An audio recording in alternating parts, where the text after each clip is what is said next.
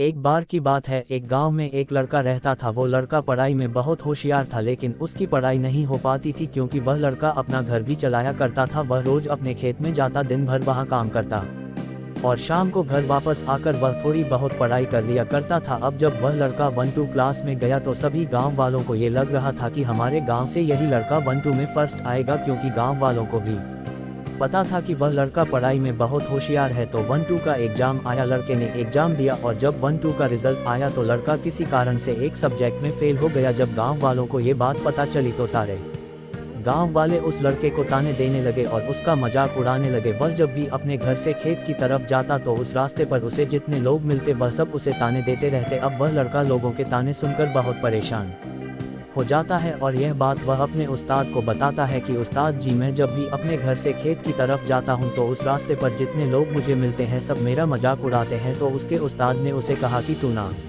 एक काम कर, एक बड़ा सा लोटा ले और उस लोटे को पूरा ऊपर तक दूध से भर दे और जब तू उस रास्ते से गुजरे तो तू उस लोटे से दूध का एक बूंद भी नीचे गिरने मत देना। लड़के ने एक दिन वैसा ही किया। वह जब उस रास्ते से दूध का लोटा लेकर निकला तो उसका फोकस उस लोटे पर इतना था कि उसे लोगों की आवाज ही सुनाई नहीं दी। वह इतने ध्यान से उस लोटे को लेकर चल रहा था कि उस लोटे से दूध का एक भी कतरा नीचे ना गिरे। इसकी वजह से उसे लोगों के तानों की आवाज सुनाई ही नहीं दी। तो इस कहानी से हमें ये सीख मिलती है कि अपने काम में इतना ढल जाओ, इतना फोकस अपने काम पर लगा दो कि बाकी की चीजों का आप पर कोई असर ही ना हो, लोगों की आवाजें, लोगों के ताने आपको सुनाई ही ना दे। जैसे कैमरा होता है जो सिर्फ अपने सब्जेक्ट पर फोकस करता है, बाकी सारी चीजों को वह ब्लर कर देता है। तो बस आपको भी उसी तरह अपने काम पर, अपने टारगेट पर फोकस करना है, बाकी चीजें तो अपने आप ही ब्लर हो जाएंगी। तो अगर आप इस कहानी को और भी लोगों तक पहुंचाना चाहते हो तो इस वीडियो को लाइक करिए ताकि वीडियो में ऐसा ला सकूं।